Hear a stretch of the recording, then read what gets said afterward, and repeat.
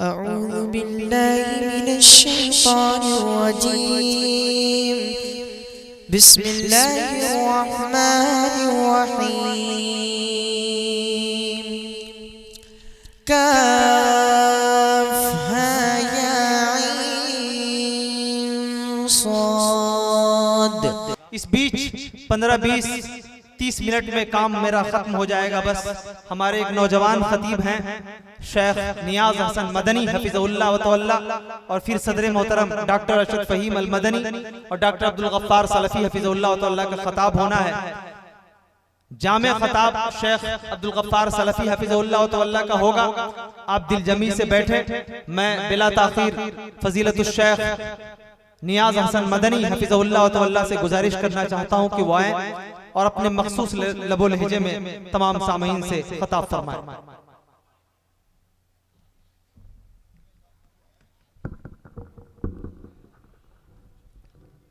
अस्सलामु अलैकुम व रहमतुल्लाहि व बरकातुहू।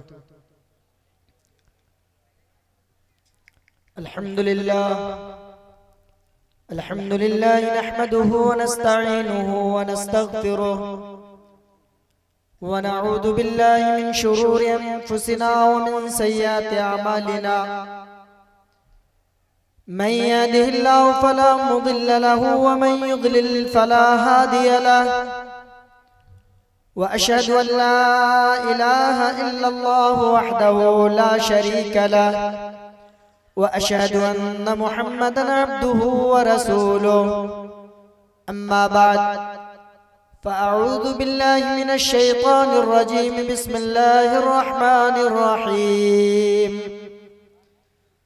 वमिन आयातिहि अन खलक़ लकुम मिन अनफुसिकुम अज़वाजन लितस्कुनू इलैहा वजअल बैनकुम मवद्दतन व रहमह। वक़ाल अन्नबी सल्लल्लाहु अलैहि वसल्लम अन्निकाहु मिन सुन्नती व फ़ी रिवायतिन उख़रा फ़मन रग़िब अन सुन्नती फ़लैसा मिन्नी। मोहतरम सदर मजलिस, स्टेज पर रौनक अफरोज मुअज़्ज़ज़ उलमाए रब्बानियीन, सामने पिंडाल में तशरीफ फरमा मेरे इस्लामी भाइयों, बुजुर्गों, दोस्तों और मुअज़्ज़ज़ ख़वातीन इस्लाम, वक्त काफी निकल चुका है। इंशाअल्लाह मैं बहुत जल्द आप लोगों के बीच से रुखसत हो जाऊंगा इंशाअल्लाह। उसके बाद मोहतरम शेख अब्दुल गफ्फार सलफ़ी हफिज़हुल्लाह का भी पुरमग़ज़ खिताब होगा। आप लोग इंशाअल्लाह उनके खिताब से मुस्तफ़ीद होंगे। हज़रात गिरामी और दीनी भाइयों,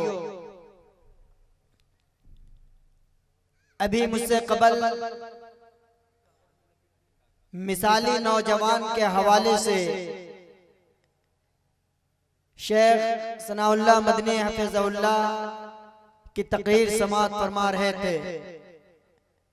शेख ने बड़े अछूते अंदाज में आप नौजवानों को इस्लाम का पैगाम बतलाया कि नौजवान मिसाली नौजवान कैसे होता है। हाज़रीन मजलिस, मैंने आप हज़रात के सामने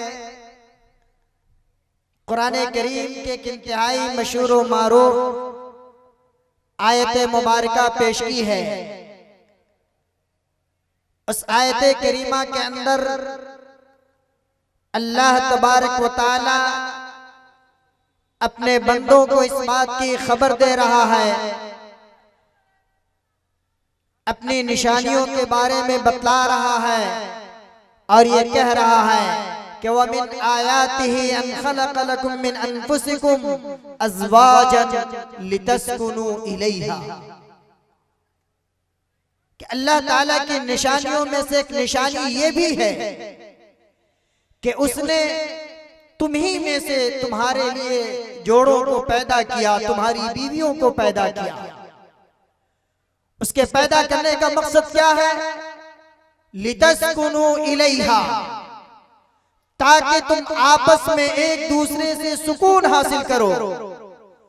वजअल बैनकुम मवद्दतन व रहमा, और अल्लाह रब्बुल आलमीन की निशानियों में से एक निशानी ये भी है कि जब तुम्हारा निकाह किसी के साथ होता है, तुम्हारी शादी किसी के साथ होती है, दो अजनबी लोग होते हैं, पहले से कोई रिश्तेदारी नहीं, कोई शनासाई नहीं, एक दूसरे को जानते पहचानते नहीं है, लेकिन रब की आयतों की बुनियाद पर जब दोनों एक दूसरे के साथ बनते हैं, दोनों का एक दूसरे के साथ जब निकाह होता है, अल्लाह तबारक व तआला ने कहा कि वजअल बैनकुम मवद्दतन व रहमा, अल्लाह ने उस नए जोड़े के दिलों में एक दूसरे के तई उल्फत व मोहब्बत पैदा कर दिया, हमदर्दी पैदा कर दी।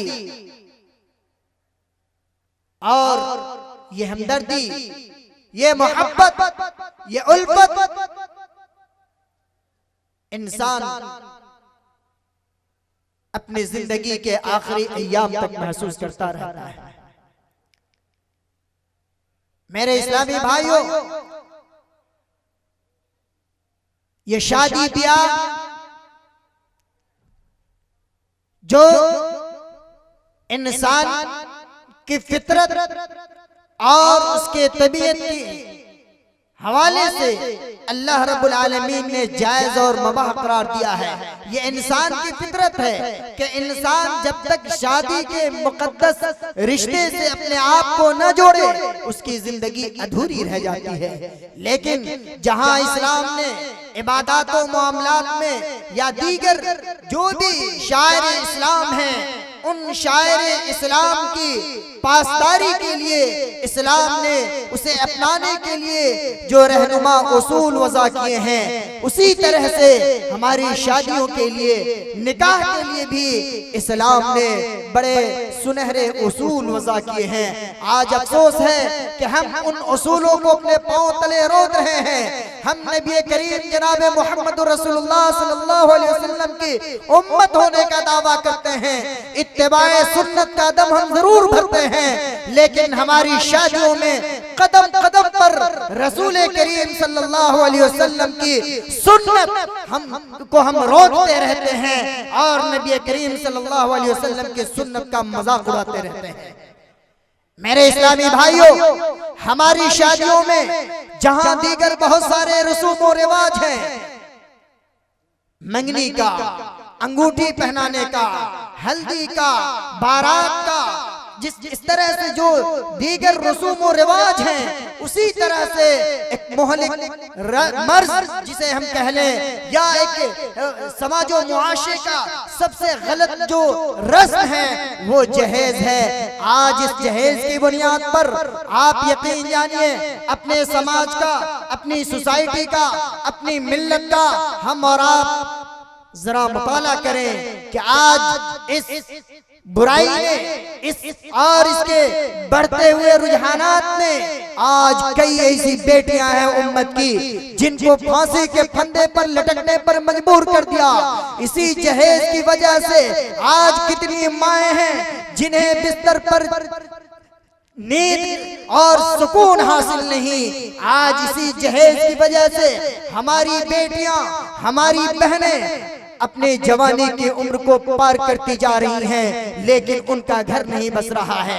आज इसी जहेज के खतरनाक नताइज ने समाज को यहाँ तक पहुँचा दिया कि मिल्लत की बेटियां अपने हाथों को गैर मुस्लिमों के हाथ में देकर इर्तिदाद के राह को अपनाने पर मजबूर हो रही है। मेरे मुसलमान भाइयों, बड़ी संजीदगी के साथ हमें और आपको सोचने की जरूरत है। हम और आप इस मोहलिक मर्ज को खत्म करने के लिए आजिम हो जाएं, अपने समाज से इस बुराई के खात्मे के लिए हम कमर बस्ता हो जाएं। इंशाअल्लाह हमारे समाज से ये बुराइयां खत्म होगी। इस तरह की बुराइयां जो समाज में पनप रही हैं, जो साहिब सरवत लोग हैं, जो साहिब कुव्वत लोग हैं, जिनकी क़यादत है समाज और मुआशरे में, जिनकी बात सुनी जाती है और जिनका असरो रसूख है अपने समाज में, उन सब को आगे बढ़ने की जरूरत है। जब तक हम और आप आगे नहीं बढ़ेंगे समाज से इस बुराई का खात्मा नहीं होगा। और इसकी वजह से निकाह जो हमारे समाज में मुश्किल से मुश्किल तर होता चला जा रहा है, वो निकाह आसान हो जाएगा अगर हम अपने कदम को आगे बढ़ाएं इसके खात्मे के लिए।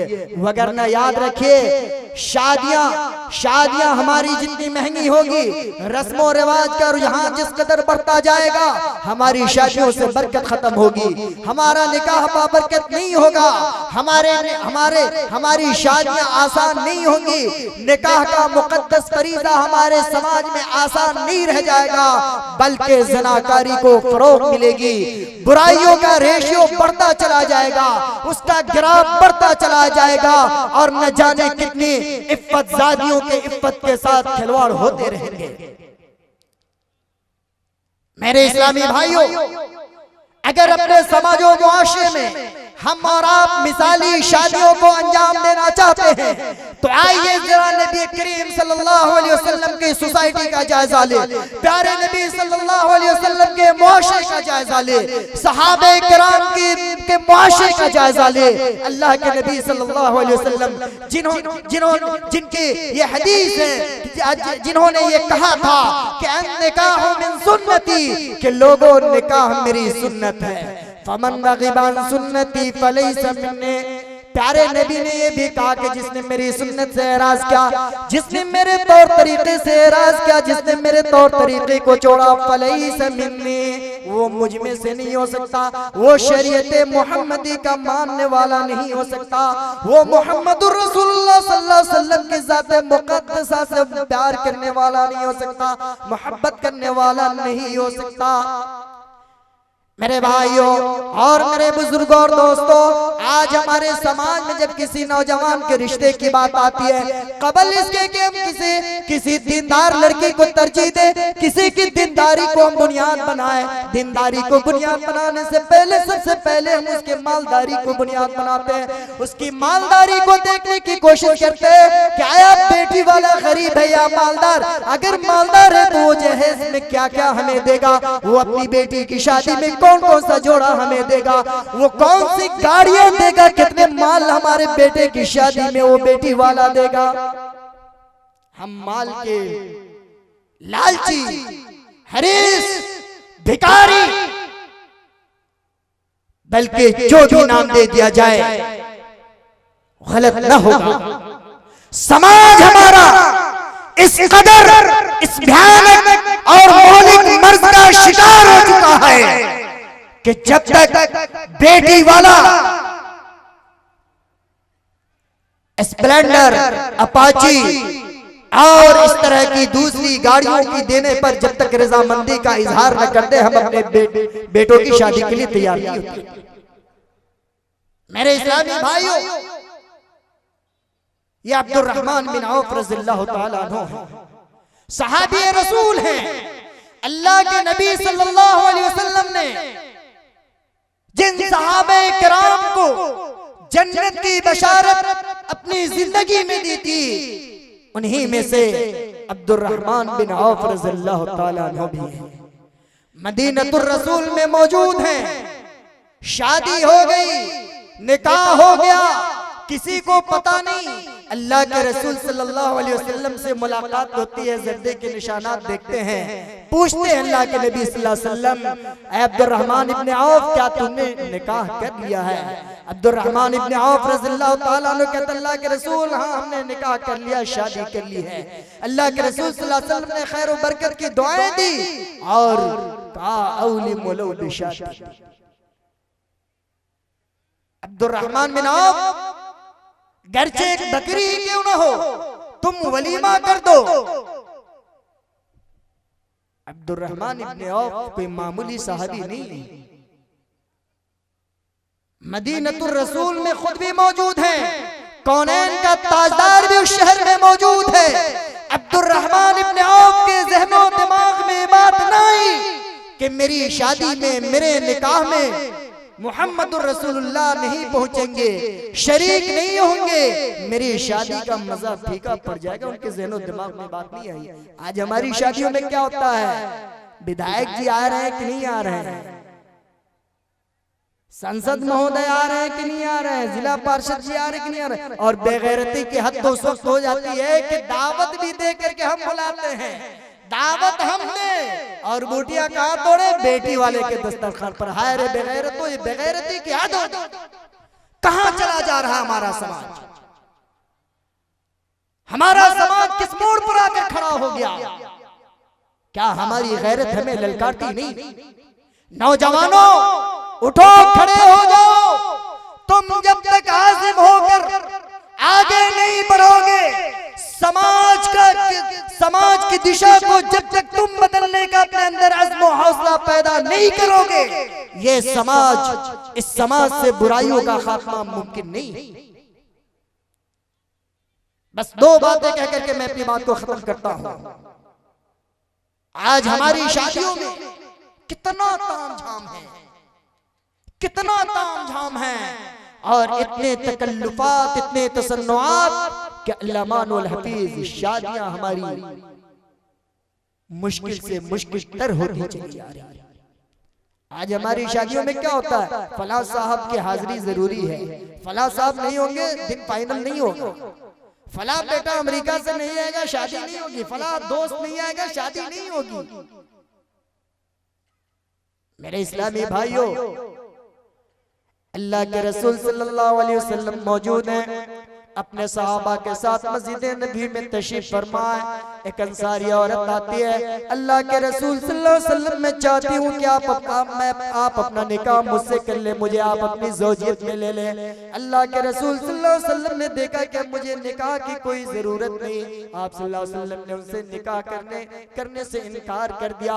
सहाबा वहाँ मौजूद है, वो औरत कहती है, अल्लाह के रसूल अगर आपको जरूरत नहीं कोई बात नहीं, मैंने तो पहले पैगाम आप ही के पास भेजा, मेरी ख्वाहिश थी कि मेरा निकाह आपसे हो जाए, लेकिन जब आपको मेरी जरूरत नहीं, अब आपको मजीद निकाह करने की कोई अगर जरूरत नहीं, अल्लाह के रसूल किसी सहाबी के साथ, आप अपने किसी साथी के साथ मेरा निकाह करा दीजिए ताकि मैं अपना घर बसा लूं। मेरे भाइयों, एक सहाबी रसूल वहाँ खड़े हैं, अल्लाह के नबी सल्लल्लाहु अलैहि वसल्लम कहते हैं कि ऐ फला सहाबी, तुम इससे अपना निकाह कर लो। वो सहाबी ने जैसे ही अपने रग़बत का इजहार किया, जैसे उन्होंने अपने रग़बत का इजहार किया, अल्लाह के नबी सल्लल्लाहु अलैहि वसल्लम ने ये नहीं पूछा उस अंसारी औरत से कि तुम्हारे पास जहेज में देने के लिए कौन सा माल मौजूद है, तुम्हारे पास वॉशिंग मशीन है या नहीं, तुम्हारे पास फ्रीजर है या नहीं, या दूसरी चीजें, दूसरे जोड़े पैसे हैं या नहीं, ताकि तुम इसे जहेज में दे सको। मेरे भाइयों, अल्लाह के रसूल सल्लल्लाहु अलैहि वसल्लम उस सहाबी रसूल से पूछने जो निकाह करने के लिए तैयार हो जाते हैं, अल्लाह के नबी कहते हैं कि हल इंदक शै, ऐ मेरे साथी बता तेरे पास कोई ऐसी चीज है ताकि जब तुम इससे निकाह कर ले तो उसे महर में दे सको। मेरे भाइयों, बड़े गौर से सुनने का मकाम है कि प्यारे नबी सल्लल्लाहु अलैहि वसल्लम के सहाबा मौजूद हैं। वो सहाबी रसूल जब उनसे सवाल किया जाता है कि क्या आपको महर में देने के लिए कोई चीज मौजूद है, वो कहते हैं कि मेरे पास फकत इज़ार के यानी लुंगी के और कोई चीज मौजूद नहीं है। अल्लाह के रसूल सल्लल्लाहु अलैहि वसल्लम कहते हैं कि जाओ अपने घर में जाकर ढूंढो, अगर कोई चीज मिल जाए तो ला करके हम महर में देने के लिए उसको लेकर के आओ। वो सहाबी रसूल वापस आते हैं, अल्लाह के नबी मैंने अपने पूरे घर को खंगाल लिया, अपने पूरे घर में रखे हुए साजो सामान को ढूंढ लिया, प्यारे नबी अब तक मुझे कोई ऐसी चीज न मिली कि मैं उसे महर में दे सकूं।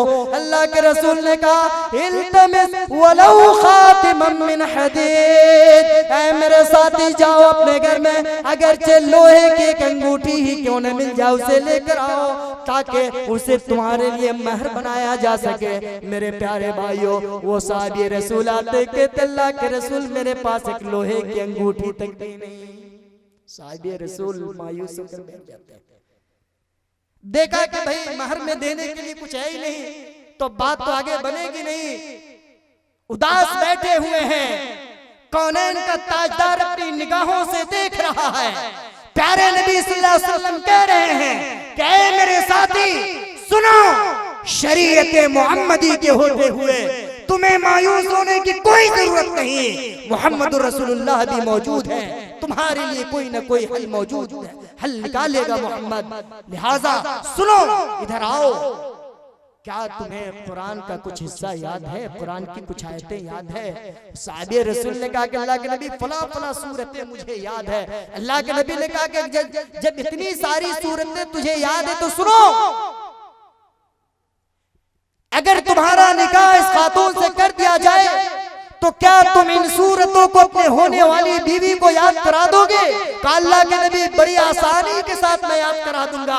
अल्लाह के नबी सल्लल्लाहु अलैहि वसल्लम ने कहा कि यही तेरा महर होगा, यही तेरा महर होगा। मेरे इस्लामी भाइयों, इस वाक़े से हमें और आपको इबरत हासिल करने की जरूरत है कि इस्लामी मुआशरे में और खुद नबवी मुआशरे में अल्लाह के रसूल सल्लल्लाहु अलैहि वसल्लम ने शादी को कितना आसान बनाया था। आज उसी सादगी को अपनाने की जरूरत है, उसी आसानी को अपनाने की जरूरत है। आखिरी में मीर तकी मीर का वो वाक़ा मैं बयान कर दूं चलते चलते। मीर तकी मीर जिनके बारे में हम और आप जानते हैं, बड़े मशहूर शायर गुजरे हैं। अल्लाह ने उनको बेटी दी थी और बेटी बड़ी खूबसूरत तमाम औसाफ उसके अंदर अच्छाइयों के मौजूद थे। बड़े बड़े रिश्ते आने लगे बड़े बड़े घरानों से, लेकिन जैसे ही लोगों का रिश्ता आता गया, लोग देखते गए कि भाई मीर तकी मीर तो ये शायरी की दुनिया का बेताज बादशाह है, शायरों का इमाम है, लेकिन मालो दौलत के मारे के हवाले से ये शख्स मुफलिस, रिश्ते आने बंद हो गए। मीर तकी मीर को बड़ी फिक्र लायक हुई कि बेटी की उम्र पार करती चली जा रही है, अब कैसे होगा। अपने साथियों के साथ बैठकर मशवरा किया। साथियों ने यह मशवरा दिया कि मीर तकी मीर, अब सिवाय इसके कोई रास्ता नहीं बचता कि आप अपने घर को गिरवी रख दें, अपने घर को बेच दें और उससे जो भी साजो सामान मुहैया हो जाए उसको बेटी के जहेज के लिए आप रख दें। मेरे इस्लामी भाइयों, जब आप इस वाक़े को पढ़ेंगे आपका कलेजा मुंह को आ जाएगा। मीर तकी मीर ने अपने रहने के घर को गिरवी रख दिया और अपनी बेटी की शादी बड़े ही अच्छे अंदाज में की। लेकिन जब बेटी यहाँ से जाने लगी, जब विदाई का वक्त करीब आया, रुखसती का वक्त आया, कहने वाले ने बेटी के कान में जाकर कह दिया कि जा तेरा घर सुखी घर मिले, तू जहां जा रही है वहां जाकर तुझे आराम मिले, सुकून मिले। लेकिन सुनो, ये सुकून जानती हो तुम्हें कैसे हासिल हो रहा है। तुम्हारे इस रहने के घर को तुम्हारे बाप ने गिरवी रख दिया। बेटी अपने बाप की इज्जत को बचाते हुए ससुराल की दहलीज पर चली तो गई, लेकिन रातों को उसको नींद ना आई, उसकी नींद आंखों से खत्म हो गई, उसकी तबीयत परेशान रहने लगी। शौहर से उसकी निगाहें जब भी मिलती थी एक टीस मारती थी उसके दिलों में कि आज मेरा शौहर मुझे अपनी शरीके हयात तो बनाकर जरूर लाया है, अपनी जिंदगी का साथी तो बनाकर जरूर लाया है, लेकिन मेरे बाप को कंगाल करके लाया है, मेरे बाप को भिखारी बना करके लाया है। मेरे भाइयों, किस्सा मुख्तसर ये कि मीर तकी मीर की बेटी बहुत जल्द इस दुनिया से चली जाती है, अपनी जान आखिरी के हवाले कर देती है। खबर होती है मीर तकी मीर को। मीर तकी मीर आते हैं और अपने बेटी की लाश को देखकर कहते हैं कि अब ख्याल आया ऐ आराम जां, अब ख्याल आया अब ऐ आराम जां, इस नामुरादी में तुझे कफन देना भूल गया था मैं असबाब शादी में। मेरे नौजवान भाइयों, खड़े होइए, आप आगे बढ़िए और जो गार्जियन हजरात हैं जिन्होंने अपने घरों में बेटों को पाला है पोसा है, आप भी हद करें। और मेरी खवातीन, मेरी माँ बहनें, आप भी अपने अंदर यह अहद पैदा करें कि समाज से इस बुराई के खात्मे के लिए हम सब मिल बढ़कर आगे बढ़ेंगे और इस बुराई के खात्मे के लिए हत्तल मकदूर जहां तक मुमकिन हो सकेगा हम कोशिश करेंगे, ताकि आज भी उम्मत की जो बेटियां जो इस फितने की शिकार हो रही हैं, जिनके इज्जत और आबरू शादी वक्त पे न होने की वजह से जिनकी इज्जत और आबरू नीलाम हो रही है, या जो हमेशा हमेशा के लिए जहर खाकर सो जा रही हैं, या फांसी के फंदों को चूमना गवारा कर रही है, अल्लाह के वास्ते हम और आप अपने समाज से इस तरह के माहौल को खत्म करने के लिए आगे बढ़ें। जब हम और आप आगे बढ़ेंगे कठिनाइयां होंगी, मुश्किलात का सामना करना पड़ेगा, परेशानियों का सामना करना पड़ेगा, लेकिन याद रखिए जब इन परेशानियों के खात्मे के बाद जब हम आगे बढ़ेंगे इनके खात्मे के लिए, तो तारीख हमें याद रखेगी, नस्लें हमें याद रखेगी, और इस दुनिया में भी हमें उसका फायदा मिलेगा और आखिरत में भी हमें उसका इंशाअल्लाह फायदा मिलेगा। दुआ है रब्बुल आलमीन से कि अल्लाह रब्बुल आलमीन हम तमाम मुसलमानों को नेक अमल की तौफीक इनायत फरमाए।